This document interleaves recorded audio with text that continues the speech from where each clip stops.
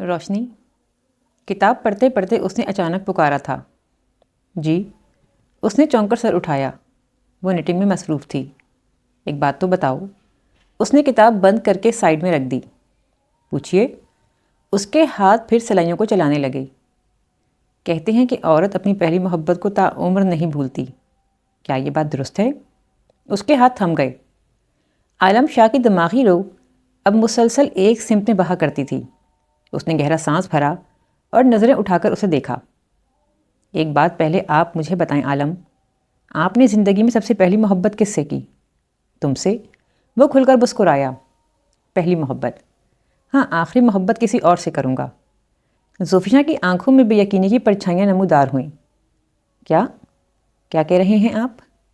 میں نے کہا پہلی محبت تم سے کی ہے، البتہ آخری محبت کسی اور سے کروں گا۔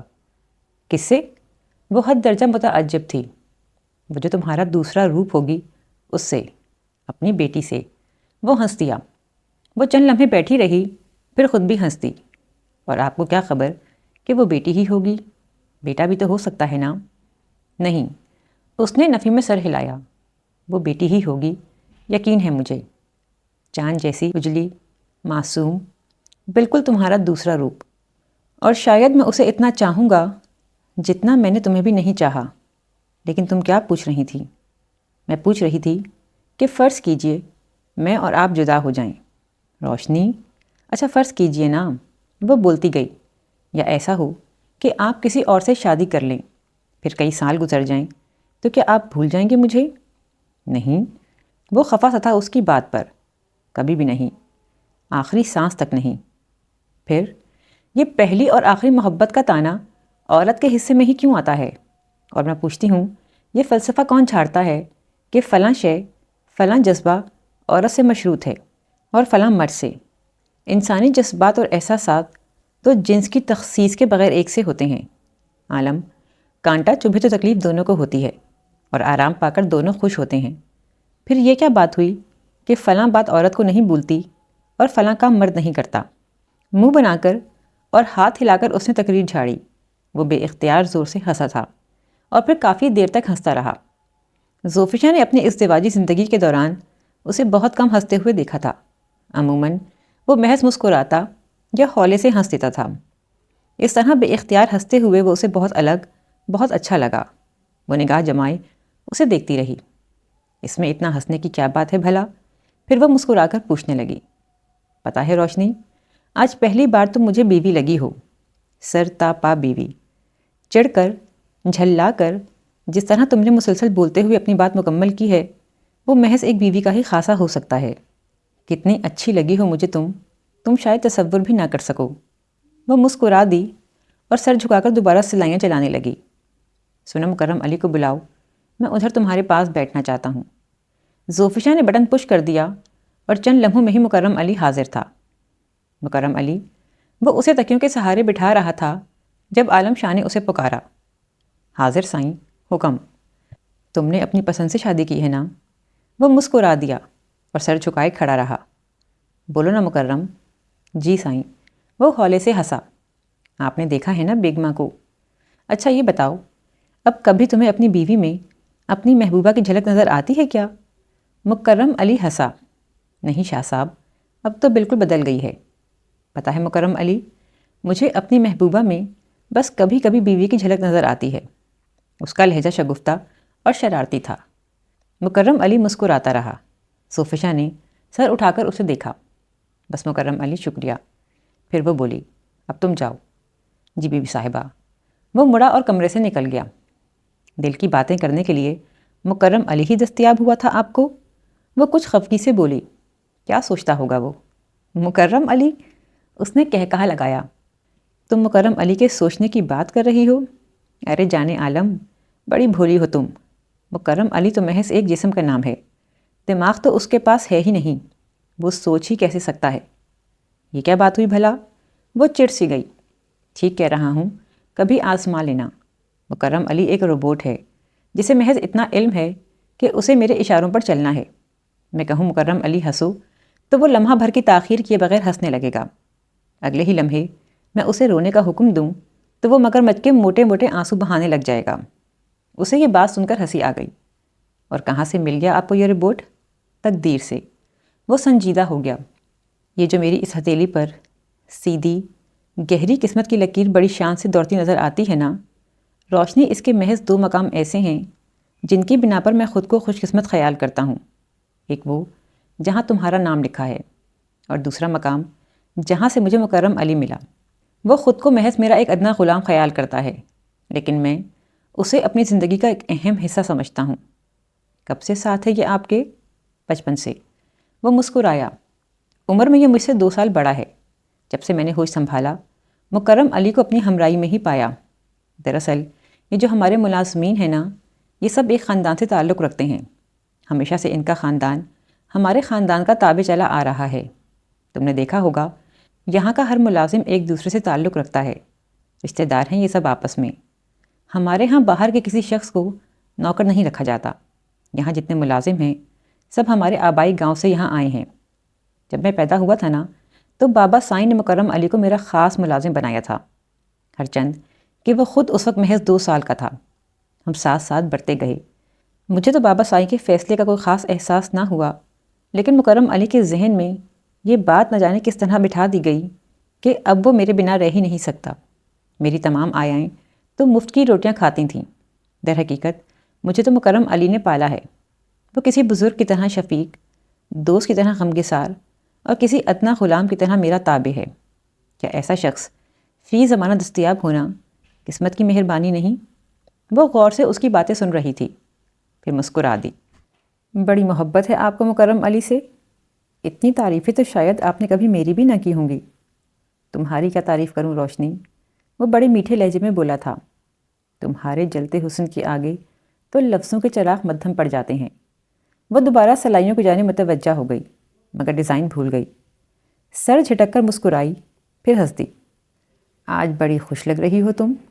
وہ اس کے بالکل قریب بیٹھا بڑی محبتوں سے اسے دیکھ رہا تھا۔ آج تو آپ بھی بہت خوش لگ رہے ہیں۔ وہ مسکرائی۔ تو میں یہ سمجھوں کہ میری خوشی تمہاری خوشی ہے؟ اس کے لہجے میں آرزوؤں کے دیے جھلملائے۔ اس نے کچھ کہنے کے لیے لب کھولے، مگر فون کی بیل بج اٹھی۔ اس نے سائیڈ میں رکھے فون پر ہاتھ رکھا، مگر اس سے قبل کے ریسیور اٹھاتی اس کے ہاتھ پر عالم شاہ کا مضبوط ہاتھ آ گیا۔ تم رہنے دو، میں اٹھاتا ہوں۔ اس نے اپنا ہاتھ ہٹا لیا۔ ہیلو، عالم شاہ بول رہا ہوں۔ وہ ریسیور کان سے لگا کر بولا۔ زوفشاں بے ارادہ اس کی جانب دیکھ رہی تھی۔ اس نے دیکھا کہ اس کے چہرے کا رنگ واضح طور پر بدلا تھا، اور اس کی آنکھوں میں جگمگاتی لو مدھم ہو گئی تھی۔ کچھ کہے بنا خاموشی سے اس نے ریسیور اسے تھما دیا۔ ہیلو، وہ سمجھ گئی تھی کہ دوسری جانب کون تھا۔ اجالا، میں آذر ہوں۔ ہاں معلوم ہے مجھے، کہو۔ اس نے لہجے کو حتی الامکان بے تاثر اور پرسکون رکھا۔ اجالا، اس دن بغیر کچھ کہے تم نے فون بند کیوں کیا تھا؟ میرے سوالوں کا کوئی جواب کیوں نہیں دیا؟ اس لیے کہ وہ لمحہ بھر کو رکی۔ اس لیے کہ ان باتوں کا کوئی جواب ہو ہی نہیں سکتا تھا۔ اجالا، کیوں برباد کر رہی ہو یہ زندگی؟ کیا 7 جنموں پر یقین رکھتی ہو کہ اگر ایک برباد ہو بھی جائے تو اگلا جنم خوبصورت بنا لیں گے؟ اجالا، یہ زندگی بس ایک بار ملتی ہے، اسے ضائع مت کرو۔ وہ پریشان ہو گئی۔ آذر کو علم نہ تھا کہ وہ اس وقت عالم شاہ کے پہلو سے لگی بیٹھی ہے، اس کے اس قدر قریب ہے کہ اس کی سانسوں کو اپنے وجود سے ٹکراتا محسوس کر رہی ہے۔ ایسے میں یہ بھی ممکن تھا کہ آذر کی آواز وہ بھی سن رہا ہو۔ آذر، اس کی سمجھ میں نہ آیا کہ وہ کیا کہے۔ ہاں کہو، آج برسوں بعد تمہارے شیریں لبوں سے یہ نام واقعی اپنا لگا ہے۔ اس نے کنعکیوں سے دیکھا۔ وہ بے نیازی سے اس کے بنائے سویٹر کے ڈیزائن کو دیکھ رہا تھا۔ آذر، میرا خیال ہے کہ تمہیں دیر ہو رہی ہے۔ اس نے بات بنانی چاہی۔ نہیں اجالا، ابھی دیر نہیں ہوئی۔ تم بس اتنا کہو کہ تم مجھے چاہتی ہو، تمہیں میرے قرب کی خواہش ہے، اور تم اس پاگل خانے سے رہائی چاہتی ہو۔ بس تم صرف ایک بار ہاں کہو۔ عالم شاہ نے اس کا دوسرا ہاتھ تھام لیا اور اس کی انگلی میں بڑی انگوٹھی کو گھمانے لگا۔ اس کے اپنے ہاتھوں میں ایک خفیف سی لرزش تھی، ایک اضطراب تھا جسے وہ محسوس کر سکتی تھی۔ آذر، مجھے کچھ کام ہے، پھر بات کریں گے۔ میں آ جاؤں؟ اس نے بے تابی سے پوچھا۔ نہیں، وہ بے طرح گھبرا گئی۔ میں خود آؤں گی۔ یک لخت عالم شاہ نے اس کا ہاتھ چھوڑ دیا تھا، یا شاید خود بخود چھٹ گیا تھا۔ کب آؤ گی اجالا؟ ادھر وہ بہت بےتاب تھا۔ مجھے وقت بتاؤ۔ کل، میں کل آؤں گی، وہ آہستگی سے بولی۔ میں انتظار کروں گا دل و جان کی تمام تر شدتوں سے۔ خدا حافظ۔ اس نے آہستگی سے ریسیور رکھ دیا۔ اس نے عالم شاہ کے بے جان ہاتھوں سے اونی سلائیاں اور اون کا گولا نکالا اور ایک عجیب اضطراب کے عالم میں پھندنے بنانے لگی۔ نہ جانے سویٹر واقعی غلط بن گیا تھا یا اس ذہنی الجھن کے عالم میں اسے ایسا لگا۔ اس نے سلائیاں نکالی اور سویٹر کو ادھیڑنے لگی۔ روشنی؟ جی؟ وہ چونکی۔ انسانی زندگی اور اس اون کے گولے میں کتنا فرق ہوتا ہے نا؟ کیا مطلب؟ وہ حد درجہ متعجب ہوئی۔ دیکھو نا، اسے بن کر ایک شکل دو، پھر ادھیڑ دو، پھر نئے سرے سے بن لو۔ کسی نئے نمونے کے مطابق وہ پسند نہ آئے تو پھر ادھیڑ لو۔ لیکن انسان کی زندگی کا تانا بانا ایک بار جس طرح بن گیا سو بن گیا، پھر بار بار بدلا تو نہیں جا سکتا نا؟ جی۔ اس نے گہرا سانس لیا۔ درست کہتے ہیں آپ۔ پھر بعض لوگ اپنی زندگی کو نئی نئی شکلیں کیوں دینے کے در پہ ہوتے ہیں؟ مطمئن نہیں ہوتے نا زندگی کی شکل سے، اس لیے۔ تم اپنی زندگی سے مطمئن ہو روشنی؟ زوفیشا نے اس کی جلتی بجھتی آنکھوں میں دیکھا اور مسکرا دی۔ پھر وہ اٹھی اور جا کر پردے برابر کرنے لگی۔ آتشی گلابی بارڈر کی گہری زر ساڑی باندھ کر اس نے بالوں کا جوڑا بنایا اور لبوں پر گہری سی لپسٹک جمانے لگی۔ کہیں جا رہی ہو؟ وہ نسخہ ہائے وفا کے صفحات پلٹ رہا تھا۔ جی ہاں، ذرا آپا کی طرف جا رہی ہوں۔ وہ پرفیوم اسپرے کر رہی تھی، خود کو انتہائی بے نیاز ظاہر کرتے ہوئے اندر سے وہ بالکل چور ہو رہی تھی۔ میں خیرہ سے آپ کے کھانے اور دوائی کا کہہ کر جاؤں گی۔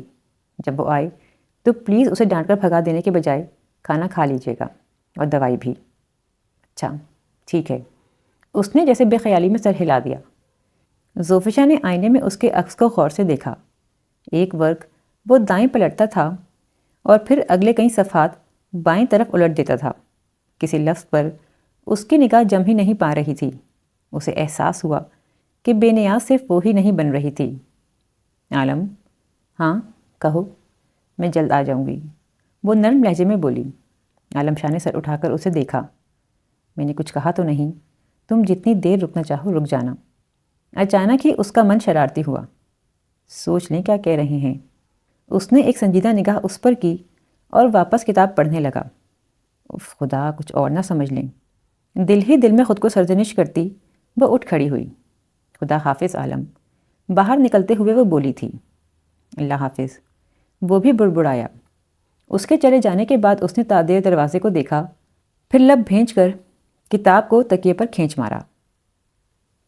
Hello cousin. وہ چائے پی رہا تھا، اسے دیکھ کر شگفتگی سے مسکرایا۔ آذر، کیا پاگل پن ہے۔ وہ تھکے ہارے انداز میں بیٹھی تھی۔ عشق عشق اور بس عشق۔ وہ ہنسا۔ ویسے یار بڑی زیادتی نہیں ہوئی تمہارے ساتھ؟ آذر۔ وہ چند لمحے اسے گھورتی رہی۔ میں قطعاً سنجیدہ ہوں، اور میں تمہیں مذاق کرتا نظر آ رہا ہوں کیا؟ اس نے سنجیدہ ہوتے ہوئے کپ ایک طرف رکھ دیا۔ اجالا، زندگی نے اس قدر خطرناک مذاق کیا ہے میرے ساتھ کہ مجھے تو ہنستے ہوئے بھی خوف آتا ہے۔ اور سچ پوچھو تو مجھ سے زیادہ بہادر تو تم ہو گئیں۔ آسانی سے سہ گئیں سب کچھ، کسی کو بھنک بھی نہ پڑنے دی۔ تمہاری جگہ میں ہوتا تو پاگل ہو جاتا، چیخنے چلانے لگتا۔ بہرحال اس نے بات کاٹی تھی۔ جو کچھ ہونا تھا ہو چکا۔ زندگی کو اون مت سمجھو کہ کچھ غلط ہوا بھی ہے تو بس ہو گیا۔ اسے ادھیڑ کر نئے سرے سے بننے کی خواہش رکھنا حماقت ہے، لیکن جو کچھ نئے سرے سے شروع کیا جا سکتا ہو اسے آزمانے میں حرج بھی کیا ہے؟ پاگل مت بنو، وہ خفگی سے بولی۔ اس میں پاگل پن کی کیا بات ہے؟ یہ بے لطف بے کیف زندگی کیا یوں ہی گزارتے چلے جائیں؟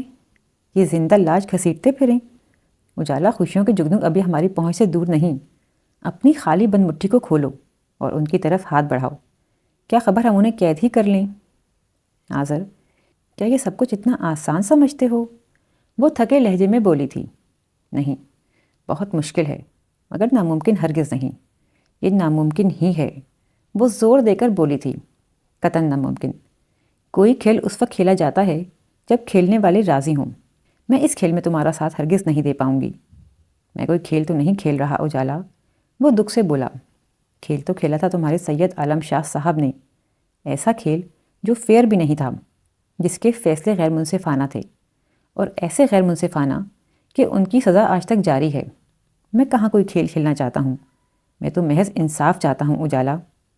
جب ایک بار کسی کو غلط فیصلے کی سولی پر چڑھا دیا جائے تو پھر اس کی لاش کو اتار کر اس میں نئی روح نہیں پھونکی جا سکتی آذر۔ جو نہیں ہو سکتا اس کی تمنا نہ کرو۔ اس کا لہجہ قطعی تھا، وہ اسے بے بسی سے تکتا رہ گیا۔ ہاں، وہ اس روز والی بات ادھوری ہی رہ گئی تھی۔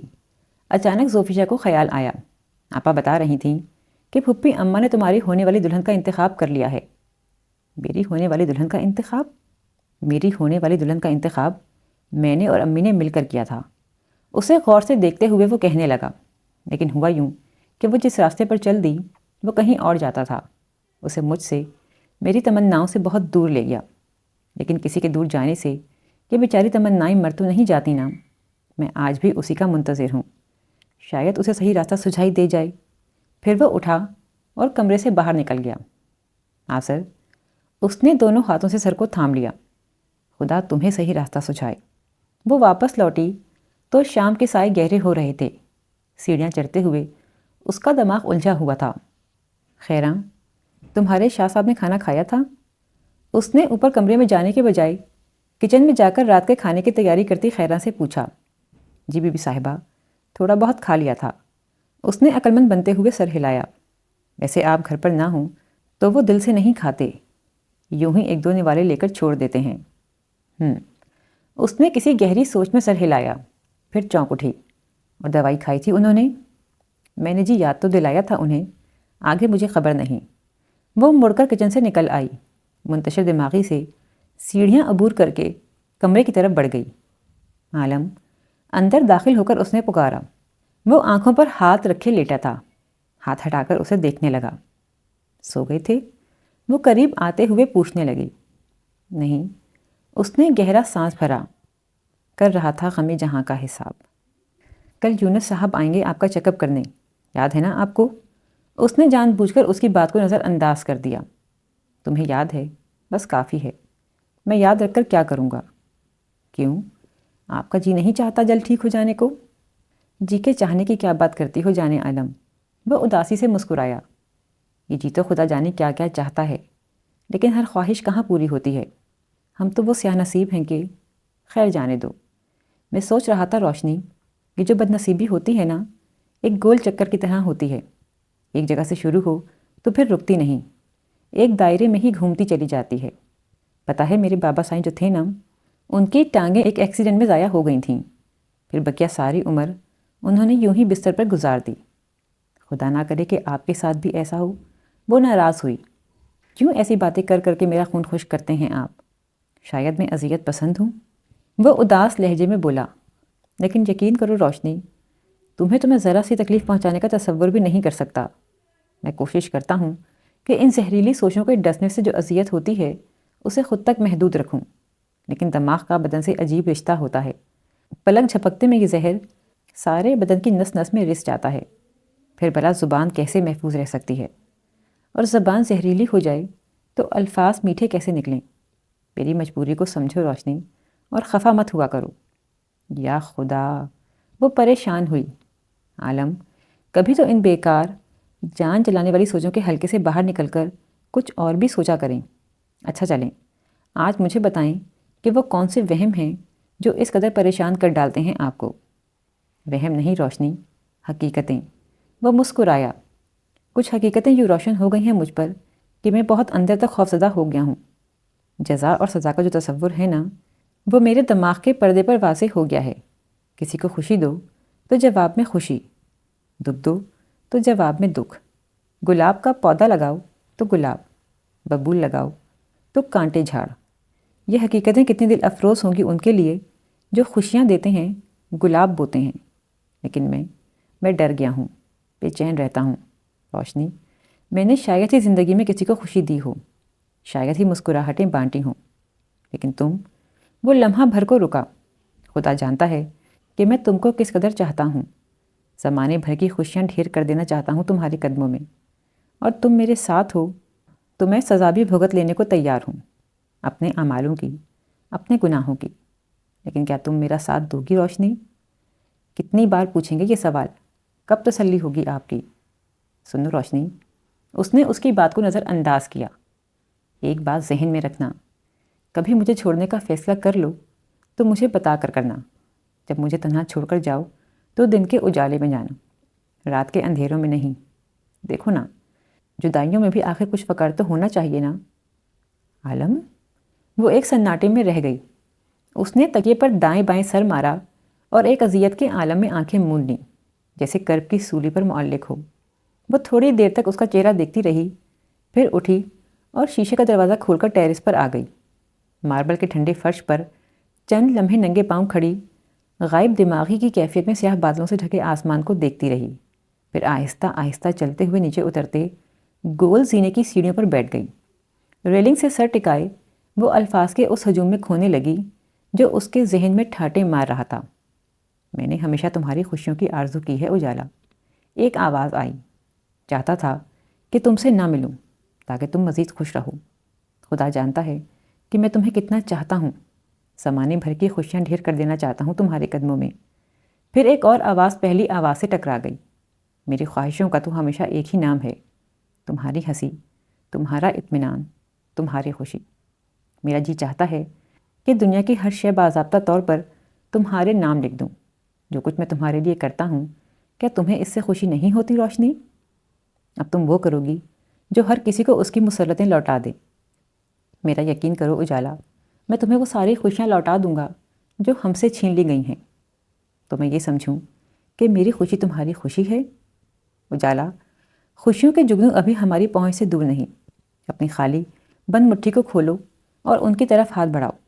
کیا خبر ہم انہیں قید ہی کر لیں؟ انسانی زندگی کا تانا بانا ایک بار جس طرح بن گیا سو بن گیا، اسے بار بار بدلا تو نہیں جا سکتا نا۔ جو کچھ نئے سرے سے شروع کیا جا سکتا ہو اسے آزمانے میں حرج بھی کیا ہے؟ مجھے چھوڑ کر تو نہیں جاؤ گی نا روشنی؟ دیکھو نا، جدائیوں میں بھی آخر کچھ وقار تو ہونا چاہیے نا۔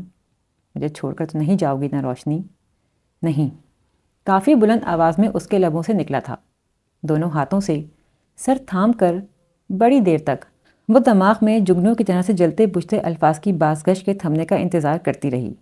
پھر بالآخر سارے لفظ خاموش ہو گئے۔ اب وہ تھی اور نیچے دور تک پھیلے ہوئے لون کا سناٹا۔ اس نے سر اٹھا کر سیاہ بادلوں سے ڈھکے آسمان کو دیکھا، پھر اٹھی اور آہستہ روی سے چلتی کمرے میں آ گئی۔ عالم کھانا منگواؤں؟ آہستگی سے اس نے پوچھا۔ دوسری جانب سے کوئی جواب نہ آنے پر اس نے مڑ کر دیکھا، وہ لیٹے لیٹے سو گیا تھا، دونوں ہاتھ سینے پر رکھے گہری نیند میں تھا۔ وہ بنا آہٹ کیے اس تک آئی اور اسے غور سے دیکھنے لگی۔ اسے احساس ہوا کہ وہ کس قدر گھل کر رہ گیا تھا۔ خمدار پلکوں کے نیچے سیاہ ہلکے پڑ گئے تھے، لبوں کی سیاہیاں واضح ہو گئی تھیں۔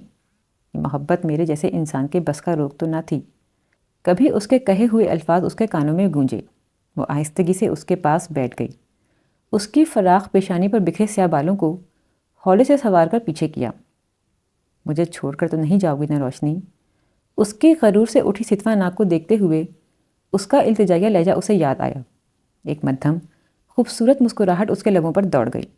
وہ ہولے سے جھکی اور اپنے لب اس کے کانوں کے قریب لے آئی۔ نہیں، اس نے ہولے سے سرگوشی کی اور مسکرا دی۔ وہ بدستور گہری نیند میں تھا۔ گنگناتے ہوئے اس نے آئینے میں اپنا عکس دیکھا اور چاندی کی کنگھی گیلے بالوں میں پھرنے لگی۔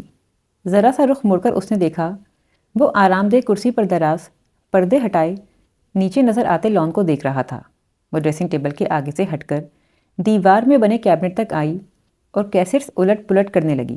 چند لمحوں بعد مغنی کی خوبصورت آواز کمرے کی دیواروں سے ٹکرا کر گونجی۔ عالم شاہ نے ذرا سا رخ موڑ کر اسے کسی سوچ میں گم مسکراتے دیکھا اور چند لمحے دیکھتا رہا۔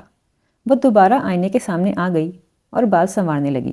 اس کے اپنے لب بھی کمرے میں پھیلتی آواز کے ساتھ ہل رہے تھے۔ وہ جتنی خوش نظر آ رہی تھی، اس کا دل اتنا ہی بے چین ہونے لگا۔ ایک سکتے کے عالم میں وہ اس کی ایک ایک ادا سے جھلکتی سرمستی کو دیکھ رہا تھا۔ وہ آئینے کے سامنے سے ہٹ کر اس کے پاس آ گئی۔ کیا سوچ رہے ہیں؟ اس نے عالم شاہ کی آنکھوں کے آگے ہاتھ لہرایا۔ اس نے چونک کر پاس کھڑی زوفیہ کو دیکھا۔ سیاہ قمیض اور سرخ اور سیاہ چنری کے دوپٹے میں وہ بے حد حسین نظر آ رہی تھی۔ سوچ رہا ہوں آج تم خوش ہو، اس لیے اتنی حسین نظر آ رہی ہو۔ یا آج اتنی ہنسی نظر آنے پر خوش ہو، یا اس بے تحاشا خوشی کا منبع کچھ اور ہے؟ اس کا لہجہ نارمل تھا، وہ کھلکھلا کر ہنسی۔ شاید تینوں باتیں ہی درست ہیں۔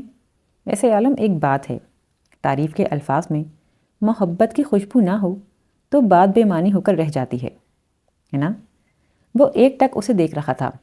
زندگی میں اس سے پہلی ملاقات سے لے کر اب تک یہ پہلا موقع تھا جب اس نے اس طرح کھلکھلا کر ہنستے ہوئے اسے دیکھا تھا۔ تینوں؟ پھر وہ گہری سانس بھر کر بولا، یعنی آخری بات بھی درست ہے؟ جی، وہ شرارت سے بولی اور مڑ کر کیبنٹ کے پاس آ گئی، ڈیک آف کیا اور کمرے سے باہر نکل گئی۔ وہ بڑی دیر تک فضاؤں میں گھورتا رہا۔ اس کے کانوں میں مغنی کی آواز اب تک گونج رہی تھی۔ اس کی مٹھیاں خود بخود سختی سے بند ہوئیں اور لب بھنج گئے۔ آنکھوں میں سرخی اور وحشت اتر آئی۔ روشنی؟ جی؟ اس نے لقمہ بنا کر اس کی جانب بڑھایا۔ بس۔ اس نے اس کا ہاتھ ایک طرف کر دیا۔ میں کہہ رہا ہوں کہ شاید مجھے چیک اپ کے لیے باہر جانا پڑ جائے۔ ڈاکٹر یونس سے میری تفصیلی بات ہوئی ہے۔ یہ تو بہت اچھی بات ہے۔ وہ کچھ دیر سوچ کر بولی، میں بھی آپ کے ساتھ چلوں گی۔ نہیں، وہ بولا، میرا مطلب ہے تمہاری طبیعت آج کل ویسے بھی ٹھیک نہیں رہتی، تمہارا جانا ضروری بھی نہیں ہے، اور ویسے بھی ہفتہ بھر کی بات ہے۔ اچھا، پھر مکرم علی کو ساتھ لے کر جائیں۔ وہ پلیٹیں ٹرالی میں رکھنے لگی۔ مکرم علی یہیں رہے گا، تمہارے پاس۔ مجھے کیا کام ہے مکرم علی سے؟ اس نے حیرت سے آنکھیں پھیلائیں۔ آپ کو اس کی زیادہ ضرورت؟ جیسا میں کہوں اسے مان جایا کرو روشنی۔ اس کے لہجے میں ہلکی سی سختی در آئی تھی۔ زوفیشا نے چونک کر اس کی جانب دیکھا۔ پچھلے کچھ دنوں سے وہ اسے کچھ بدلا بدلا سا محسوس کر رہی تھی۔ اس کا رویہ اکھڑا اکھڑا سا تھا، الفاظ تنے تنے سے تھے اور لہجہ اکثر تلخ ہو جاتا تھا۔ کتنے دنوں سے آپ نے کوئی کتاب بھی نہیں پڑھی؟ وہ بات بدلنے کی خاطر آہستگی سے بولی۔ اس طرح لیٹے لیٹے تلخ ہو جاتے ہیں آپ؟ تبھی تو جانے کی حامی بھر لی ہے میں نے۔ اس نے تکیے سے سر ٹکا لیا۔ ماحول بدلے گا تو طبیعت پر خوشگوار اثر پڑے گا، اور مجھے ساتھ کیوں نہیں جانا چاہیے؟ اس نے مسکرا کر اسے دیکھا۔ کچھ دنوں کے لیے تم سے دور رہ کر دیکھنا چاہتا ہوں، وہ ہولے سے بولا۔ بیزار ہو گئے ہیں مجھ سے؟ بیوی سے بھلا کون بیزار نہیں ہوتا؟ وہ سنجیدگی سے بولا، اور وہ زور سے ہنس دی۔ چلیں، درست ہے، اچھا ہے، آپ کو بھی کچھ احساس ہو جائے گا ہماری اہمیت کا۔ وہ شگفتگی سے کہہ کر اٹھ کر کھڑی ہوئی۔ پھر کب تک جانا ہے آپ نے؟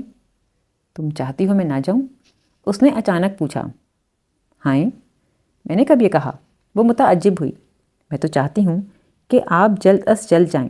عالم شاہ نے غور سے اس کی طرف دیکھا۔ میں چاہتی ہوں کہ جلد سے جلد سارے مراحل طے ہو جائیں۔ وہ چیزیں سمیٹنے کے دوران گفتگو کا سلسلہ جاری رکھے ہوئے تھی۔ مثلاً کون سے مراحل؟ اس پر نگاہ جمائے جمائے وہ بولا تھا، آپ کا چیک اپ، آپریشن اور صحت یابی۔ وہ مسکرائی۔ وہ کچھ الجھن آمیز نظروں سے اسے دیکھتا رہا، یہاں تک کہ وہ ٹرالی کھینچتی ہوئی کمرے سے باہر نکل گئی۔ اب وہ نچلا ہونٹ دانتوں سے کچلتا ہوا کسی گہری سوچ میں تھا۔ سنگی بینچ پر وہ دونوں پاؤں اوپر کیے بیٹھی تھی، گھٹنوں کو بازو کے حصار میں لیے تھوڑی جمائے وہ فواروں سے پھوٹتے شفاف پانیوں کو سنگے مرمر کی ٹائلوں پر سفید جھاگ کی صورت بکھرتے دیکھ رہی تھی۔ آرام کرسی پر نیم تراز سید عالم شاہ نے ڈوری کھینچی تو پردہ سمٹ گیا۔ نیچے پھیلے سرسبز لان کا منظر واضح ہو گیا۔ گہری سبز گھاس کے دوران کھلتے ہوئے لال رنگ کے لباس میں ملبوس اس کا وجود کسی پھول کی مانند خوبصورت اور تر و تازہ لگ رہا تھا۔ سفید سنگی بینچ پر بیٹھی وہ اوپر سے یوں نظر آ رہی تھی جیسے ایک حسین رت پر ایک معصوم پری جلوہ گر ہو۔ وہ بڑی دیر تک اسے دیکھتا رہا۔ دروازے پر دستک دے کر اندر داخل ہونے والا شخص مکرم علی تھا۔ سائن، یاد کیا تھا آپ نے؟ کون؟ وہ گہری محویت سے باہر آیا۔ اچھا، مکرم علی، آ گئے تم؟ جی سائن۔ حکم؟ مکرم، کل شام کی فلائٹ سے میں امریکہ جا رہا ہوں۔ وہاں ڈاکٹروں کی ٹیم میرا چیک اپ کرے گی۔ ڈاکٹر یونس میرے ساتھ ہوں گے۔ جی سائن، خدا آپ کو صحت دے۔ تمہاری بی بی صاحبہ یہاں اکیلی ہوں گی، ان کا خیال رکھنا تمہاری ذمہ داری ہے۔ جان حاضر ہے سائن۔ اس نے سینے پر ہاتھ رکھ کر سر جھکایا۔ عالم شاہ نے گردن موڑی اور ایک نظر نیچے دیکھا۔ وہ اب کھڑی ہو گئی تھی اور ادھر ادھر ٹہل رہی تھی۔ مکرم علی، اس کی آواز میں بے حد گہرا پن تھا۔ اس کے علاوہ بھی ایک کام ہے جو تمہارے سپرد ہے۔ حکم سائیں۔ اس نے ایک نگاہ اپنے مالک کے بے حد تنے ہوئے چہرے پر ڈالی۔ تمہاری بی بی صاحبہ کہاں کہاں جاتی ہیں، کس کس سے ملتی ہیں، یہاں کون کون آتا ہے، اور وہ فون پر کس سے کیا باتیں کرتی ہیں، تمہیں ان تمام باتوں کا مکمل ریکارڈ رکھنا ہے مکرم علی۔ وہ چند لمحے خاموش کھڑا رہا۔ سن رہے ہو مکرم؟ جی سائیں۔ اس کی آواز مدھم تھی، اس طرح کہ ان کو رتی برابر شک نہ ہونے پائے کہ ان کی نگرانی ہو رہی ہے، اور تمہارے لیے وہ ہر صورت قابل احترام اور قابل عزت رہیں گی، خواہ تم انہیں کسی سے بھی ملتے ہوئے اور کچھ بھی کہتے ہوئے سنو۔ سائیں، اس کے لہجے میں ہلکا سا احتجاج تھا، جیسے اپنی خوبصورت اور خوبصورت مالکن کے لیے ان الفاظ کا انتخاب اس کے لیے بہت ہی تکلیف دہ ہو۔ جو کچھ کہہ رہا ہوں اسے غور سے سن لو مکرم۔ یہ وہ معاملہ ہے جہاں تمہاری رتی بھر غفلت بھی قابل معافی نہ ہوگی۔ وہ جب فون پر گفتگو کریں تمہیں وہ گفتگو ریکارڈ کرنی ہے۔ یہاں جو شخص بھی آئے اور جہاں بھی بیٹھے، ان دونوں کے درمیان ہونے والی تمام گفتگو تم نے لفظ بہ لفظ مجھے بتانی ہے، سمجھ رہے ہو؟ جی سائیں۔ میں ہفتہ 10 دن میں لوٹ آؤں گا۔ خیال رکھنا تمہاری بی بی صاحبہ کو کوئی تکلیف نہ ہو، ان کی کہی ہر بات کو پورا کرنا۔ مکرم علی کو آپ کہیں غافل نہیں پائیں گے سائیں۔ اب تم جا سکتے ہو۔ اس کے چلے جانے کے بعد بھی وہ بڑی دیر تک بے حس و حرکت بیٹھا رہا، پھر ایک نگاہ شیشے کی دیوار کے پار ڈالی۔ کبھی کبھی اپنی ہی سوچی ہوئی بات کو کس سختی سے رد کرنے کا جی چاہتا ہے۔ کرسی کے ہتھے پر اس کے ہاتھ کی گرفت بڑھنے لگی۔ خدا کرے کہ میں نے غلط سوچا ہو، خدا کرے۔ اسے گئے ہوئے 3 دن ہو گئے تھے۔ بے خیالی میں وہ انگلیوں پر دن گن رہی تھی۔ 1 2 3۔ بے کلی سے پہلو بدل کر وہ دور غروب ہوتے سورج کے دہکتے رنگوں کو آسمان پر بکھرتا دیکھنے لگی۔ انتظار کی اس کیفیت کی گہرائی میں کون سا جذبہ کار فرما تھا، وہ تعجب سے سوچنے لگی۔ کیا اس لیے کہ اس کے ساتھ مسلسل مصروف رہ کر اب اسے اس مصروفیت کی عادت ہو چکی تھی، اور فارغ رہنے سے عجیب بے چینی محسوس ہوتی تھی؟ وہ تو پھر اس کا شوہر تھا، یا… اس کی سوچ کی پرواز تھم گئی۔ اسے یوں لگا جیسے لمحہ بھر کے لیے اس کے دل کی دھڑکن بھی تھم گئی ہو۔ کیا میں چاہنے لگی ہوں اسے؟ اس نے ڈرتے ڈرتے خود سے پوچھا تھا۔ نہیں بھلا، ایسا کیسے ہو سکتا ہے؟ مجھے یقین ہے روشنی، ایک دن تم ساری دنیا کو بھلا کر مجھے چاہو گی۔ میں تمہارے وجود کو اپنی محبتوں سے سینچ کر، تمناؤں سے سنوار کر، اس میں چاہتوں کے گل و گلزار کھلا دوں گا۔ یہ بات میں تمہارے لبوں سے سنوں گا، لیکن دل اور دماغ کی مکمل ہم آہنگی کے ساتھ۔ تو کیا اس کا دل بدل رہا تھا؟ اس کے دل کے بظاہر لامتناہی نظر آنے والے صحرا میں چاہتوں کی پہلی کھوپل پھوٹ نکلی تھی؟ کیا عالم شاہ نے اس تاج محل جیسے مقبرے میں داخل ہونے والا چور دروازہ ڈھونڈ نکالا تھا؟ فون کی بیل نے اسے اس کے خیالات کی دنیا سے باہر لا کھڑا کیا۔ عالم ہوں گے، اس نے سوچا، پھر جلدی سے اٹھ کر فون تک آئی۔ ہیلو۔ ریسیور اٹھا کر اس نے بے تابی سے کہا تھا۔ اجالا، میں آذر بات کر رہا ہوں۔ اوہ۔ اس کے لبوں سے گہرا سانس برآمد ہوا۔ ہاں آذر، کیسے ہو؟ کیا کر رہی ہو؟ فارغ ہوں، وہ دھیرے سے ہنسی۔ میرے پاس کرنے کے لیے ہے ہی کیا؟ ہاں بھائی، نوکروں کی فوج حاضر رہتی ہے تمہارا ہر کام پلک جھپکتے میں نپٹانے کے لیے۔ ویسے اگر اتنی ہی فالتو ہو تو ساری صلاحیتیں سوچنے پر لگا دو۔ اچھا؟ وہ ہنسی۔ مثلاً کیا سوچوں؟ مستقبل کے بارے میں اجالا۔ اس کی آواز میں نرمی در آئی۔ اجالا پلیز، سنجیدگی سے جلد کوئی فیصلہ کر لو۔ کیسا فیصلہ؟ وہ بے نیاز بنی۔ میں نے اس روز تمہیں ہر قسم کے فیصلوں سے آگاہ کر دیا تھا، تو تم اپنے فیصلوں پر قائم ہو؟ بالکل۔ سوچ لو اجالا، تمہاری ساری زندگی کا معاملہ ہے۔ آذر، ساری زندگی کی بات جب ہم کرتے ہیں نا، تو ہمیں خبر نہیں ہوتی کہ ہم سالوں اور مہینوں کی بات کر رہے ہیں یا محض چند لمحوں کی۔ زندگی چند لمحوں کی ہی صحیح، اسے غیر منصفانہ فیصلوں کی بھینٹ نہیں چڑھنا چاہیے۔ ظلم کے خلاف احتجاج اور بغاوت کا سلسلہ جاری رہنا چاہیے۔ آذر، وہ عاجزی سے بولی، کیا ایسا ہو سکتا ہے کہ اب ہمارے درمیان اس موضوع پر مزید کوئی بات نہ ہو؟ اجالا، تم نہیں جان سکتی میں امید اور مایوسی کے کس برزخ میں معلق ہوں۔ آج سے چند سال پہلے جب تم نے مجھے جدائی کا فیصلہ سنایا تھا تو میں نے بلا چون و چرا اسے تسلیم کر لیا تھا۔ احتجاج کا ایک لفظ بھی زبان سے نہیں نکالا کیونکہ وہ تمہارا فیصلہ تھا، لیکن آج جب کہ مجھے یہ علم ہو چکا ہے کہ میری عمر بھر کی خوشیوں کو بیک جنبش قلم پامال کر دینے والا وہ فیصلہ کسی اور کے سفاک قلم کی نوک سے تحریر ہوا تھا، تو اب اس سزا کو بھگتتے چلے جانا میرے لیے ناممکن ہے۔ میں اب احتجاج کر سکتا ہوں، بغاوت کر سکتا ہوں، لیکن تم، وہ تھک کر بولا، تم میرا ساتھ دینے سے انکار کیوں کر رہی ہو؟ مجھے سچ سچ بتاؤ اجالا، کیا آج بھی تمہاری زبان پر زبردستی کے پہرے ہیں؟ نہیں، وہ صاف گوئی سے بولی، وہ فیصلہ بے شک میرا نہ تھا، لیکن یہ فیصلہ واقعی میرا اپنا ہے۔ میں ایک بار پھر تم سے ملنا چاہتا ہوں۔ کیوں؟ اس اصرار پر تمہیں کچھ حاصل نہ ہوگا آذر۔ پھر بھی اجالا، پھر بھی، پلیز، بس ایک بار۔ وہ اتنی منت سے بول رہا تھا کہ اس سے انکار کرنا ممکن نہ رہا۔ اچھا ٹھیک ہے، وہ کچھ سوچ کر بولی، میں کل آؤں گی۔ تھینک یو سو مچ، وہ ممنونیت سے بولا۔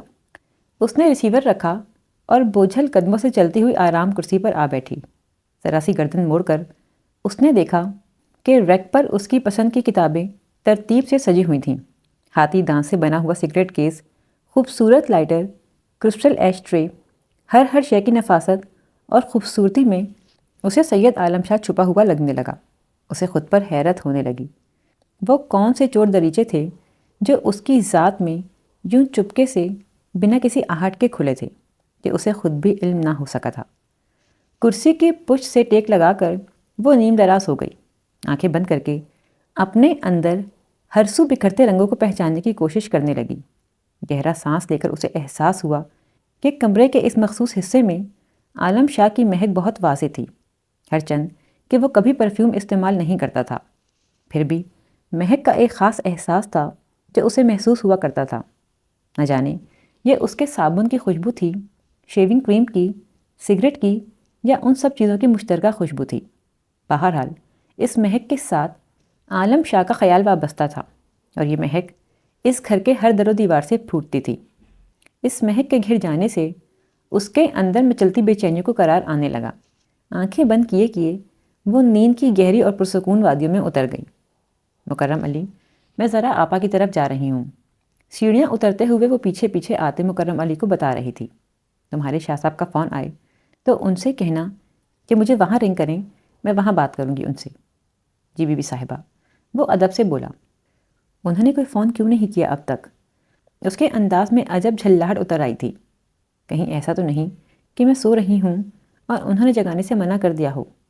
نہیں بی بی جی، ان کا کوئی فون آیا ہی نہیں۔ خیر، میں جلد سے جلد واپس آنے کی کوشش کروں گی، تم انہیں میرا میسج بہرحال دے دینا۔ جی اچھا۔ اس نے آگے بڑھ کر اس کے لیے دروازہ کھولا اور وہ سر جھکا کر باہر نکل گئی۔ پھپھی اماں کے گھر کا منظر اس کے لیے غیر متوقع تھا۔ وہاں سب جمع تھے، اماں، ابا، پھپھا، عاصم بھائی، ہر کوئی گھر پر تھا۔ السلام علیکم، اسے خوشگوار حیرت ہوئی تھی۔ یہاں تو بڑی رونق لگی ہے۔ وعلیکم السلام، سب نے مشترکہ جواب دیا۔ میری بچی، اماں نے جس طرح سے بڑھ کر اسے گلے سے لگایا وہ مشکوک ہو گئی۔ کیا ہوا اماں، خیریت ہے؟ صوفی، تو اتنی بہادر ہے، میں تو تجھے بہت بزدل، بہت کمزور سمجھتی تھی۔ تیری ماں ہو کر بھی میں تجھے پہچان نہ سکی۔ ان کی پلکیں نم ہو گئیں۔ اس نے بے اختیار آذر کو دیکھا تھا۔ اسے مت گھورو، میں جبین مسکرائی۔ سب کچھ میرا کیا دھرا ہے۔ لیکن آپا، وہ الجھی۔ خاموش رہو، اس نے اسے جھڑک دیا۔ بہت عقل مند سمجھتی ہو تم خود کو۔ اکیلے اکیلے سارے فیصلے کر لیے، ایک عذاب کر لی اپنی زندگی بھی اور دوسروں کی بھی۔ ارے کسی سے کچھ پھوٹا تو ہوتا۔ صوفی، ہم سب مر گئے تھے کیا؟ اب عاصم بھائی کی باری تھی، یا چوڑیاں پہنے بیٹھے تھے؟ تم نے کسی کو اس قابل نہیں کردانا کہ کچھ بتا سکو؟ کسی کندھے کو اتنا اہل نہیں جانا کہ وہ تمہارا بوجھ بانٹ سکے؟ کیا ہو گیا ہے آپ لوگوں کو؟ وہ بے بسی سے بولی۔ آخر ان گڑے مردوں کو اکھاڑنے سے کیا حاصل؟ میں تجھے اس زندہ میں یوں گھٹ گھٹ کر مرتے نہیں دیکھ سکتی میری بچی۔ اماں تڑپ کر بولیں۔ کیسی خوشیاں خاک میں ملائی ہیں اس فرعون زادے نے سب کی۔ اماں پلیز، اس نے ان کے ہاتھ تھام لیے۔ یقین کریں اماں، میں بہت خوش ہوں۔ کیا خاک یقین کروں؟ یوں اٹھی تھی تیری ڈولی جیسے جنازہ اٹھاؤ۔ کیسی لاش کی طرح خاموش تھی تو۔ کتنی بار مہجبین نے مجھ سے کہا کہ اماں زوفی خوش نہیں ہے، یہ کیسی شادی ہوئی ہے اس کی۔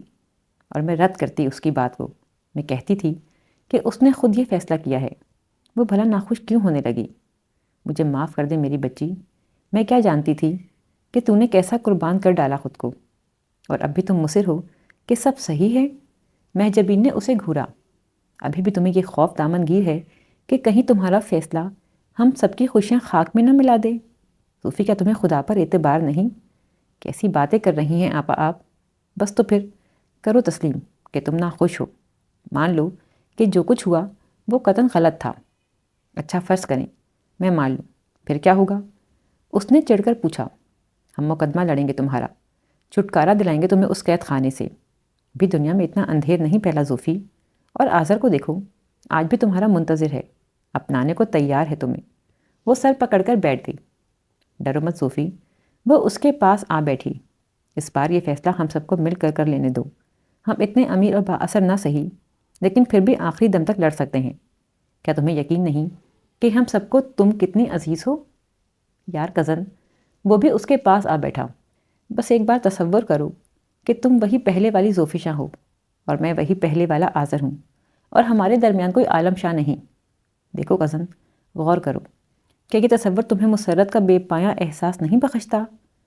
اس نے سر اٹھا کر اسے دیکھا اور آنکھیں بند کر لیں۔ کیا جو کچھ وہ کہہ رہا تھا ایسا ممکن تھا؟ کیا زندگی کی کتاب سے اپنی ناپسندیدہ صفحات کو پھاڑ کر پھینک دینا اتنا ہی آسان تھا؟ کیا وہ پہلے والی زوفیشاں بن سکتی تھی؟ مجھے چھوڑ کر چلی تو نہ جاؤ گی نا روشنی؟ کسی کی التجائیہ آواز اس کے کانوں میں گونجی۔ تقدیر کے بے رحم ہاتھوں نے اسے اجالا سے روشنی بنا دیا تھا۔ ایسا ممکن تھا، سو ہو گیا، لیکن کیا وہ روشنی سے دوبارہ اجالا بن سکتی تھی؟ کیا ایسا ممکن ہے؟ اس نے بڑبڑا کر خود سے پوچھا تھا۔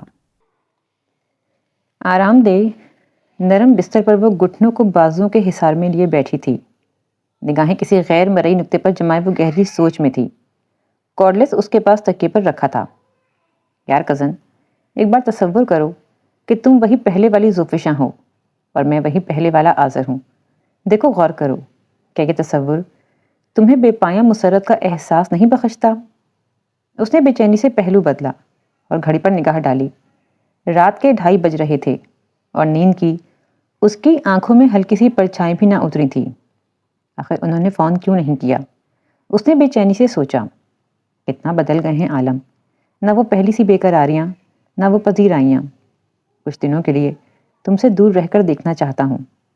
بیوی سے کون بیزار نہیں ہوتا؟ اتنے بیزار ہو گئے ہیں کہ ایک فون کرنے تک کی زحمت گوارا نہیں کی۔ وہ اٹھ کر کھڑی ہو گئی اور ادھر ادھر ٹہلنے لگی۔ کتنا اچھا طریقہ نکالا ہے مجھے تنگ کرنے کا، میرے بے رخی کا بدلہ چکانے کا۔ پہلے اتنی محبتیں دیں کہ میرا دامن چھوٹا پڑنے لگا، پھر ان محبتوں اور چاہتوں کا خوگر بنا کر خود پر بے رخی کی تہ جما لی۔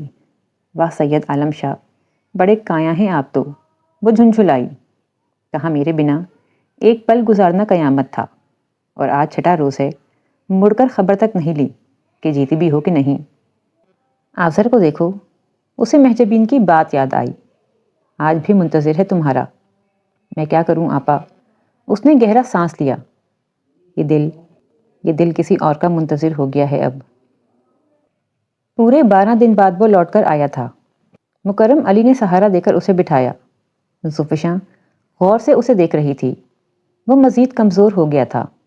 چہرے پر پیلاہٹیں واضح ہو گئی تھیں، لب سیاہ ہو رہے تھے، اور سب سے بڑھ کر یہ کہ وہ بہت خاموش، بہت شکستہ لگ رہا تھا۔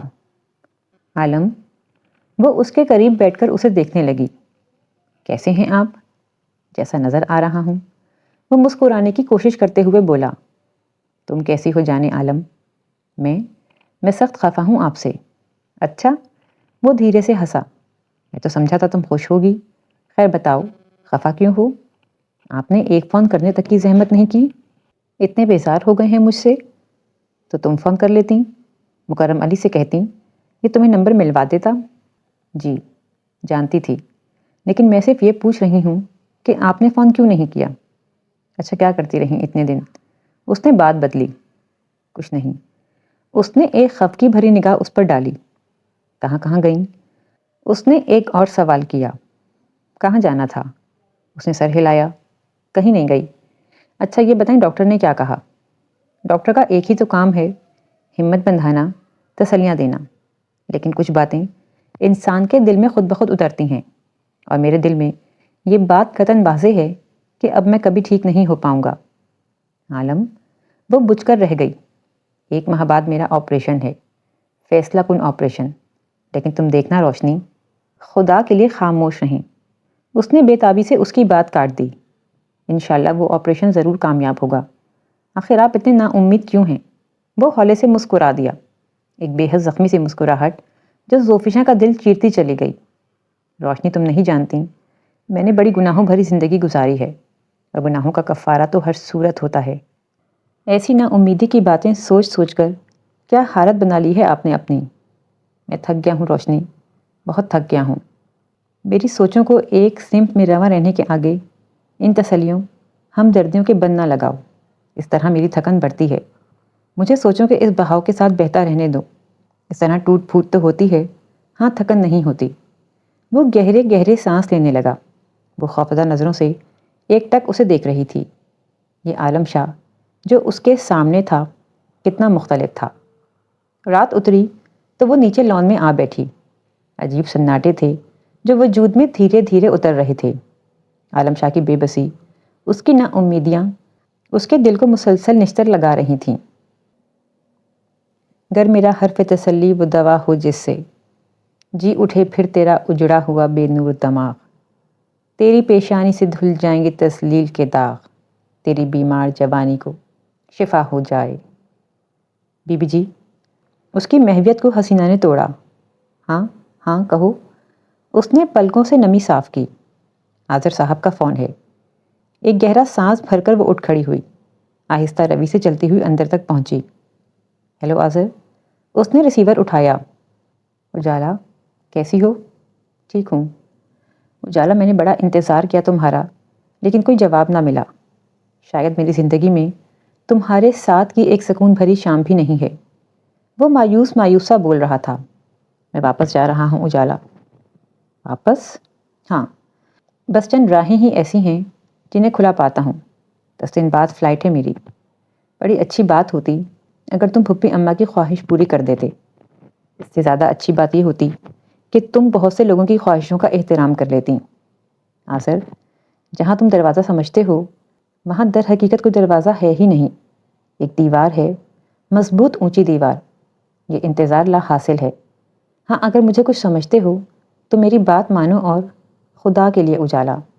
اس نے اس کی بات کاٹی۔ مجھ سے ایسا کچھ مت کہنا جسے پورا کرنا میرے لیے ناممکن ہو۔ یہ ناممکن کب ہے آذر؟ وہ اداسی سے ہنسی۔ جہاں دیوار ہے وہاں تم دروازہ سمجھتے ہو، اور جہاں دروازہ ہے وہاں دیوار۔ نغمانہ اچھی لڑکی ہے، اس قدر سنگ دل ہو۔ وہ ذرا خفگی سے بولا۔ بے وقوف تو میرا دل ہے جو سر پھوڑنے کے لیے بھی تمہارا ہی آستہ مانگتا ہے۔ خدا کے لیے آذر، میں شادی شدہ ہوں، مجھ سے ایسی باتیں کرنا تمہیں زیب نہیں دیتا۔ وہ قدرے جھلا کر بے بسی سے بولی۔ اجالا، ایک بار، بس ایک بار اتنا بتا دو کہ محبت جو کبھی تم نے مجھ سے کی تھی، کیا وہ محبت مر گئی ہے؟ وہ بڑی دیر کے لیے خاموش رہ گئی۔ نہیں۔ پھر وہ بولی، وہ محبت ایک خوبصورت شفاف ندی تھی جو اب بھی وہیں بہتی ہے، لیکن فرق اتنا ہوا ہے کہ اس کا پانی آگے جا کر ایک بڑے سمندر میں مل گیا ہے۔ خدا تمہارا حافظ ہو، جہاں رہو خوش رہو۔ ریسیور رکھ کر وہ مڑ گئی۔ مکرم علی؟ وہ اسے اس طرح دیکھ رہا تھا جیسے مکرم علی اسے زندگی اور موت سے کسی ایک شے کا انتخاب کرنے کو کہنے لگا تھا۔ کہو، جلد کہو۔ وہ بے تابی سے لبوں پر زبان پھیر کر بولا۔ شاہ صاحب، یہ ہے وہ کیسٹ۔ اس نے جیب سے کیسٹ نکال کر اس کی سمت بڑھا دی۔ آپ کے جانے کے بعد بی بی صاحب نے جو گفتگو فون پر کی وہ سب اس ٹیپ میں ہے۔ یہاں ان سے ملنے کوئی نہیں آیا، البتہ وہ ایک بار اپنی بہن کے گھر گئی تھیں۔ ٹھیک ہے، کیسٹ پلیئر مجھے یہاں لا دو اور تم جاؤ۔ جی۔ اس نے سر ہلایا۔ کچن میں اپنی نگرانی میں اس کے لیے سوپ اور کھانا تیار کروا کر جب وہ اوپر کمرے میں آئی تو وہ پتھر کے کسی بت کی طرح بے حس و حرکت بیٹھا تھا۔ عالم؟ وہ پریشانی سے اس کے نزدیک آئی۔ عالم، طبیعت تو ٹھیک ہے آپ کی؟ اس نے اپنی ہتھیلی اس کی پیشانی پر رکھی۔ روشنی، اس کا ہاتھ تھام کر وہ بھیگی آواز میں بولا تھا۔ جی کہیے، کیا ہوا ہے عالم؟ روشنی، اس نے اس کی ہتھیلی پر اپنے لب رکھ دیے۔ روشنی، مجھے معاف کر دو یا بے شک سزا سنا دو، میں مجرم ہوں تمہارا۔ عالم شاہ خود کو کٹہرے میں کھڑا کرتا ہے، تم جو چاہے اسے سزا سناؤ۔ کیا ہو گیا ہے عالم؟ وہ حد درجہ پریشان ہو گئی۔ کچھ بتائیں تو صحیح۔ عالم شاہ نے اس کی آنکھوں میں دیکھا، وہ بے تابی سے اسی کی طرف دیکھ رہی تھی۔ سیاہ بھوراں آنکھوں میں جانے کس احساس سے نمی اتری ہوئی تھی۔ جن آنکھوں میں رنگ و بو کا ایک طوفان بپا رہتا تھا، آج زوفیجاں کو وہ آنکھیں بالکل خالی اور ویران نظر آئیں۔ وہ آنکھیں جو کبھی ایک پرشکوہ عالیشان قلعے کی طرح تھیں، آج وہی آنکھیں اسے کھنڈرات کا سلسلہ نظر آئیں۔ روشنی، اس نے ننھا سا کیسٹ پلیئر اس کی جانب بڑھا دیا۔ کیا ہے یہ؟ وہ تعجب سے بولی۔ عالم شاہ نے اسے پلے کر دیا۔ چند لمحے سوں سوں سنائی دینے کے بعد کچھ واضح الفاظ سنائی دینے لگے۔ مجھے یہ علم ہو چکا ہے کہ میری عمر بھر کی خوشیوں کو بیک جنبش قلم پامال کر دینے کا وہ فیصلہ کسی اور کے سفاک قلم کی نوک سے تحریر ہوا تھا۔ یہ آواز اور یہ الفاظ وہ بخوبی پہچان سکتی تھی۔ اب اس سزا کو بھگتتے چلے جانا میرے لیے ناممکن ہے۔ میں اب احتجاج کر سکتا ہوں، بغاوت کر سکتا ہوں، لیکن تم میرا ساتھ دینے سے انکار کیوں کر رہی ہو؟ مجھے سچ سچ بتاؤ اجالا، کیا آج بھی تمہاری زبان پر زبردستی کے پہنے ہیں؟ نہیں۔ اگلی آواز اس کی اپنی تھی۔ وہ فیصلہ بے شک میرا نہ تھا، لیکن یہ فیصلہ میرا اپنا ہے۔ وہ بے یقینی اور شوق کی حالت میں بیٹھی رہ گئی کہ جو کچھ بھی تھا اسے تسلیم کرنا اس کے لیے بے حد مشکل امر تھا۔ سید عالم شاہ نے اس کی ذات پر شکوک و شبہات کی جو کیچڑ اچھالی تھی، اسے اپنے وجود پر ہر جگہ اس کی چھینٹیں صاف دکھائی دے رہی تھیں۔ خدا کے لیے آذر، میں شادی شدہ عورت ہوں، مجھ سے ایسی باتیں کرنا تمہیں زیب نہیں دیتا۔ گفتگو کا سلسلہ طویل تھا، جس کے دوران وہ دونوں ایک دوسرے سے نظریں چرائے اپنی اپنی جگہ پتھر کے بت بنے بیٹھے رہے۔ ندامت، دکھ، تعصب اور شرمندگی کا سمندر تھا جو عالم شاہ پر سے گزر رہا تھا، اور ذلت اور غم کا طوفان تھا جو زوفیشاں کے اندر برپا تھا۔ کیسٹ ختم ہو چکنے کے بعد جب کیسٹ پلیئر خود آف ہو گیا تو وہ دونوں اپنے اپنے حواسوں میں آ گئے۔ کچھ کہو گی نہیں روشنی؟ وہ سر جھکا کر بولا۔ کوئی سزا، کوئی انتہائی سخت سزا سنا دو روشنی۔ عالم شاہ اس وقت سولی پر چڑھ جانے کے لیے بھی تیار ہے۔ اس نے بہتے ہوئے آنسو پونچھے اور خاموش رہی۔ تمہارے جیسی عظیم باوقار عورت ملی عالم شاہ کو، کس قدر خوش قسمتی تھی میری، اور کتنی بڑی بد نصیبی ہے کہ میں اس میں اپنی ماں جیسی عورت کو ڈھونڈتا رہا۔ ہاں سید عالم شاہ، کس قدر حرمہ نصیب ہو تم۔ اپنے حصے کی خوش نصیبی کو خود ہی اپنے اوپر حرام کر لیا، لیکن ٹھیک ہی تو ہے، سب کچھ درست ہی تو ہوا۔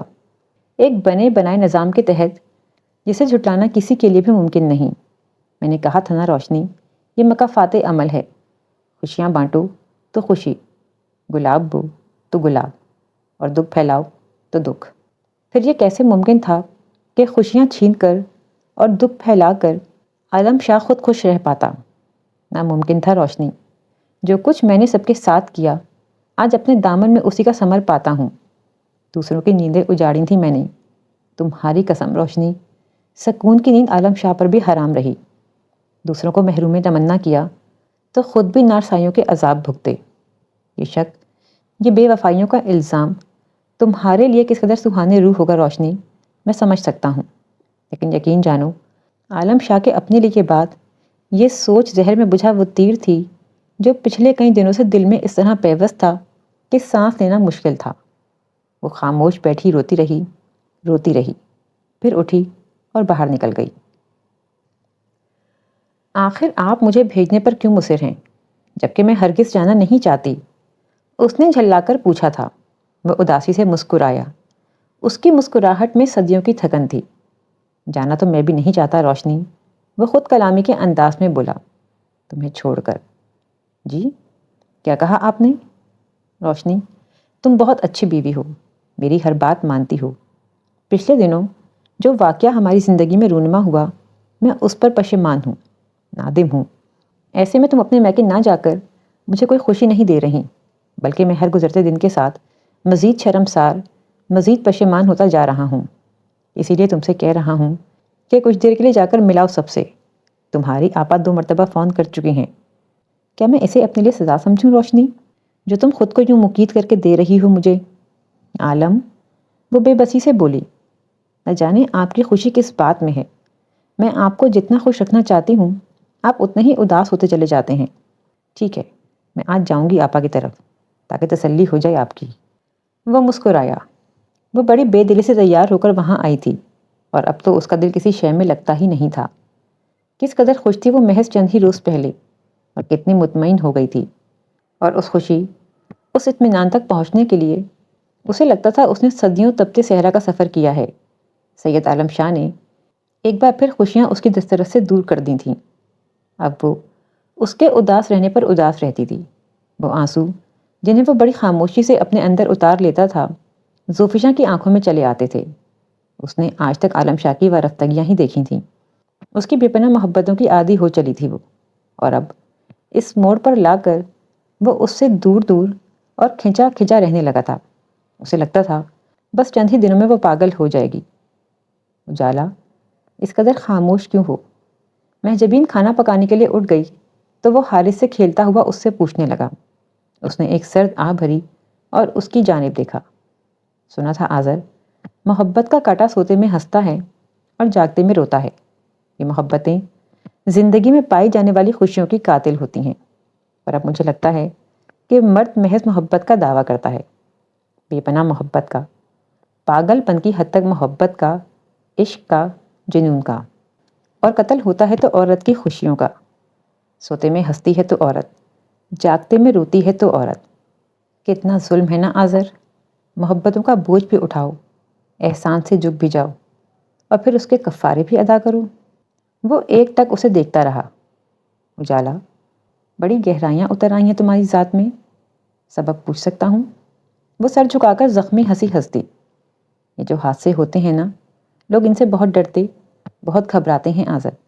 حقیقت تو یہ ہے کہ یہ حادثے بڑے رہنما ہوتے ہیں، انسان کے شعور کو آگہی اور ادراک کی ایسی منزلوں تک لے جاتے ہیں جہاں پہنچنا عام حالت میں انسان کے بس میں نہیں ہوتا۔ لیکن میں کہتی ہوں کہ ان منزلوں تک پہنچ کر بھی کیا حاصل، جہاں سفر تو مکمل ہو جائے لیکن انسان کی ذات ادھوری ہو جائے۔ آذر نے حیرت و تعجب سے اسے دیکھا۔ لمحہ بھر پہلے اپنی ہی کہی بات کی وہ خود نفی کر رہی تھی۔ اجالا، کیا اب ہم اچھے دوست بھی نہیں رہے؟ وہ ہمدردی سے بولا۔ تو میں جانتا ہوں کہ تم پریشان ہو، لیکن کیا میں یہ نہیں جان سکتا کہ تم کیوں پریشان ہو؟